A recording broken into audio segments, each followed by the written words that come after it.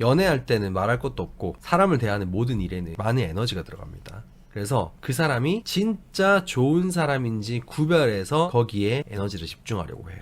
근데 문제가 있습니다. 다들 사람들이 지가 좋은 사람인 척을 한다는 거예요. 실제로 자기가 좋은 사람이라고 생각하는 사람들도 많고요. 착각인데 그 사람의 주변 사람을 봐라. 그럼 알 수 있다. 근데 실제로 주변 사람들이 별로인데 되게 잘 커버치는 사람도 있어요. 잘 포장하는 거죠. 기가 막히게. 다른 사람을 대하는 태도를 보면 알 수 있다 라고 하는데, 이것도 사실 처음 보는 사람한테는 엄청 친절하면서 정작 제일 가까운 사람한테는 막 하는 사람도 많습니다. 그러다 보니까 한눈에 구별하기가 참 힘들어요. 어쨌든 시간을 들여서 감정을 쏟아가면서 일일이 알아내야 하는 게 보통이에요. 근데 이게 피곤한 분들을 위해서 오늘은 그 사람이 진짜 좋은 사람인지 아닌지 한눈에 알아보는 개꿀팁을 알려드릴게요. 참고로 이 내용은 제가 이번에 출간하는 인간관계 도서 사랑받는 이기주의자의 57개 파트 중 딱 한 파트만 공개하는 겁니다. 딱 이것만 알려드려도 와 진짜 엄청 유용하다 싶으실 거기 때문에, 연애를 포함해서 모든 인간관계에 대한 치트키, 완벽한 공략본을 알고 싶으시면 꼭 이 책을 소장하시길 바랍니다.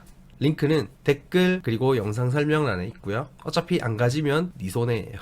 3년을 집필하고 3권짜리 내용을 출판사의 압박 플러스 권유로 한 권으로 압축한 거기 때문에 아주 유용하실 겁니다. 일단 좋은 사람인지 아닌지를 알기 위해서는 그 사람이 어떤 사람인지, 어떻게 살아가는지를 알아야 판단할 수 있겠죠. 이걸 알아보는 방법은 간단해요. 바로 그 사람의 정신력 소모 패턴을 체크하는 겁니다. 자기 정신력을 어디다 많이 쏟는지, 그리고 어떤 식으로 충전하는지를 살펴보는 거예요. 응? 갑자기 왜 정신력? 생각해보세요. 우리가 살아가면서 몸을 움직일 때 조금씩이나마 이런 제스처를 할 때도 그렇고 체력을 사용하죠. 이게 조금 쌓여가지고 하루 종일 이러고 있으면 힘 다 빠지는 거고요. 마찬가지로 우리는 뭘 하든 항상 생각을 하면서 살기 때문에 뇌에서 비롯되는 정신력을 소모할 수밖에 없습니다. 운동선수들도 체력이 일반인보다 훨씬 많지만 결국에는 한계가 있듯이, 이 정신력은 아무리 똑똑해도 아무리 멘탈이 좋아도 체력처럼 한계가 있습니다. 이 사람이 어떤 사람이고 어떻게 살아가는지 알고 싶으면 정신력을 어떻게 사용하고 충전하는지 패턴을 보면 알 수 있다는 겁니다. 먼저 정신력을 밸런스 있게 사용하는지를 살펴봐야 합니다. 돈 하면서 돈만 벌거나 일만 하는 사람, 너무 많은 사람을 만나는 사람, 너무 보수적이거나 지나치게 개방적인 사람 등 극단적인 사람일수록 정신력을 거기에 몰빵한 거거든요. 그래서 좋은 사람이 아닐 가능성이 커요. 정신력을 거기 안 쓰는데 어떻게 좋은 사람이 돼? 좋은 사람이라는 건 의식적으로 해야 나오는 건데, 예를 들어서 이 사람의 정신력이 100이라고 치면은 그 중에서 90을 일하는 데 쓰는 사람이 있어요.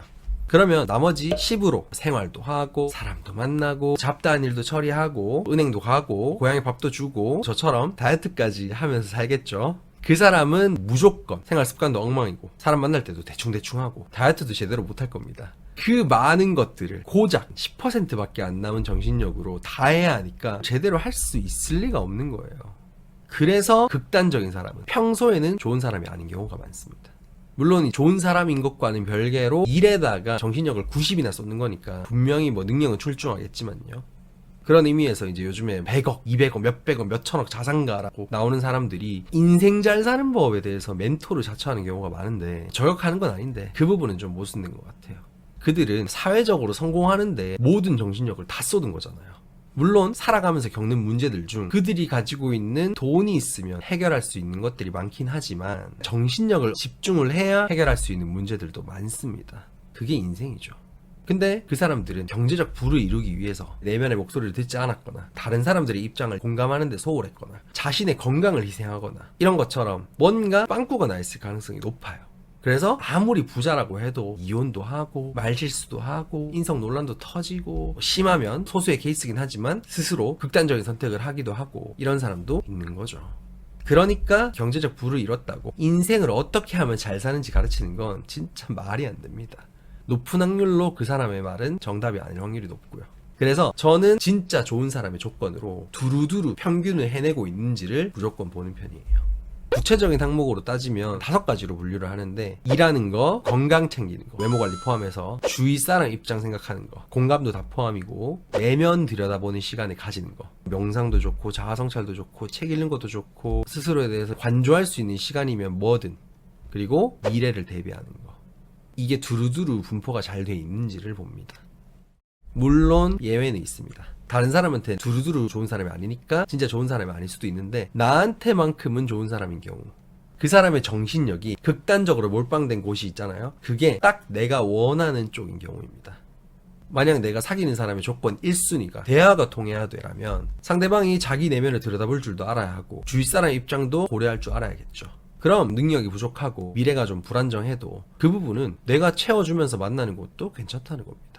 그래서 보통 돈만 엄청 많이 번 부자 남자가 결혼하면 내 와이프는 전업주부였으면 좋겠다 라고 얘기하는 게 가부장적인 관점이 아니라 내가 없는 부분을 채워줬으면 좋겠다. 내 정신력을 돈 벌고 내가 사회생활하는데 다 쏟고 있으니까 내 와이프까지 그렇게 되면 집이 개판될 거 아니에요. 가정이.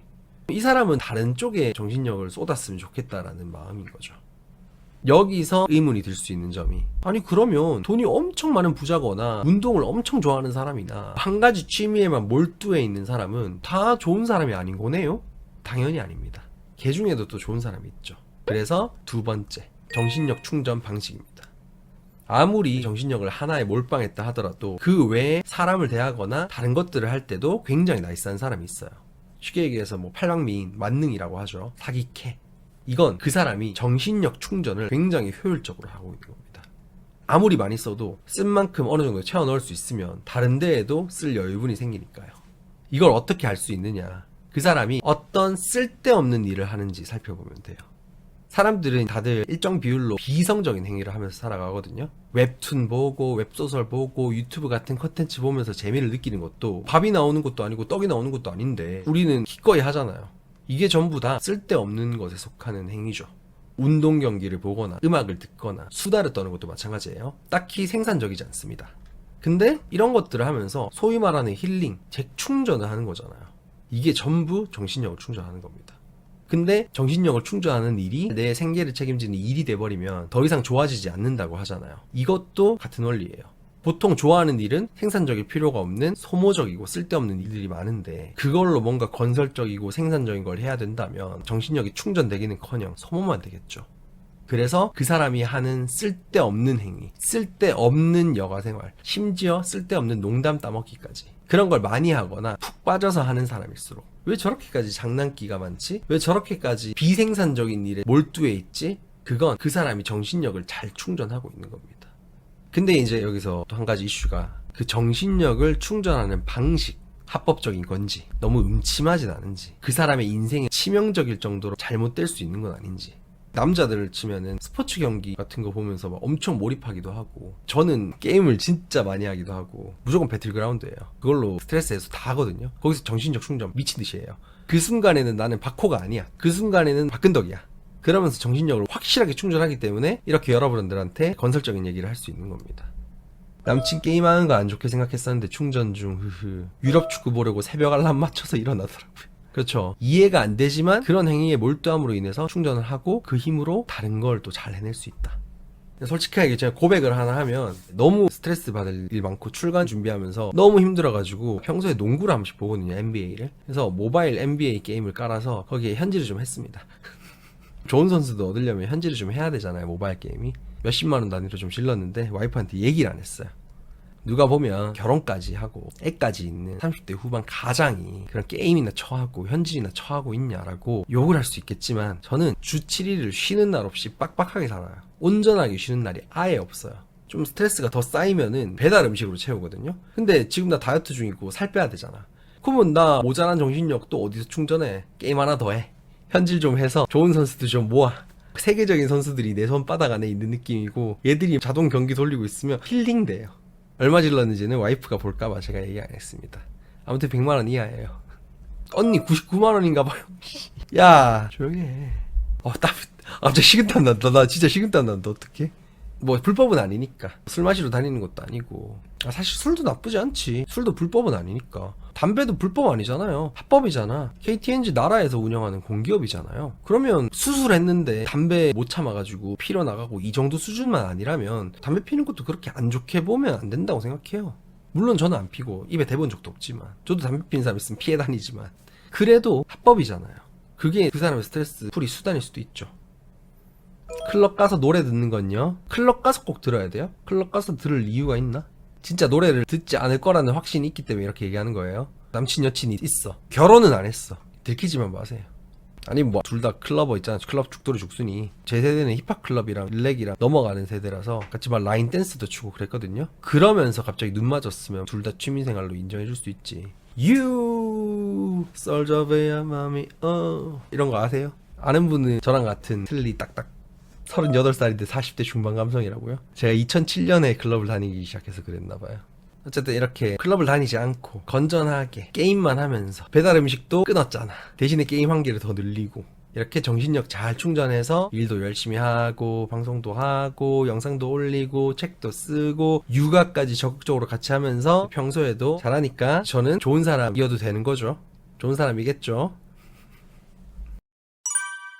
어떻게 보면 헷갈릴 수도 있는 내용을 여러분이 이해하기 쉽게 영상으로 푼 거기 때문에 예시가 좀 부족하거나 이것저것 의문이 드는 것도 좀 있으실 겁니다. 근데 그건 이 내용의 근간이 된 저의 저서 사랑받는 이기주의자에 엄청나게 상세히 풀어져 있으니까 궁금하신 분들은 아래 링크에 있는 책을 소장하시길 바랄게요.